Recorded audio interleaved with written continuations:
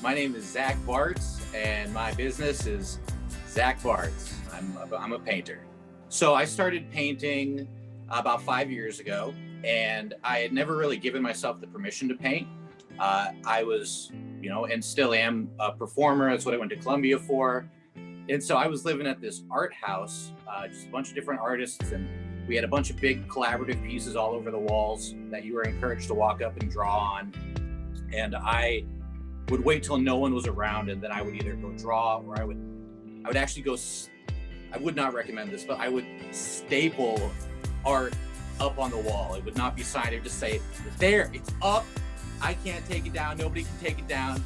And then after a couple of weeks, a couple people were like, hey, who made that? And I was like, I did. They were like, can I buy it? And I was like, let me go find a butter knife so I could take these staples out. And that kind of opened this door of, there is a market out there. You just got to show yourself and rep your work, and it kind of just snowballed from there. So my process is very much rooted in improvisation, and that's really what my career has been outside of art, before, during, and after. So in the same tenets of onstage improvisation, I'm looking to discover instead of invent. So whether that's going to a thrift store and looking at a canvas and saying, oh, the content of this landscape could really use some monsters on it, or, oh, this picture of Jesus could really use a saxophone, in his hands. I'm looking to discover something there. But art is about, an articulation of human experience and whatever is interesting to you. I think all artists go through, whether it's an imposter syndrome or just a kind of a burnout mode where you're like, what am I doing? This stuff sucks. I suck.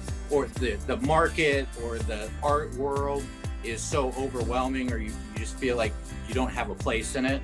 But for me, it's about going out there and discovering through movement. Brainstorming only is going to get you so far.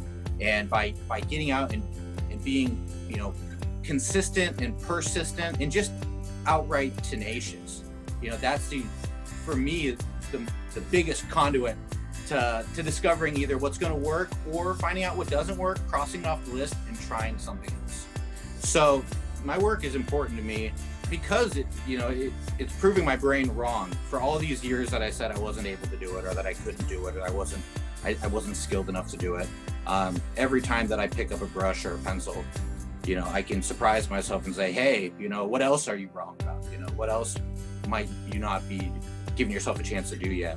But ultimately, whether it's visual art or performance or any of my art practice, it all comes down to connecting, affecting, and inspiring.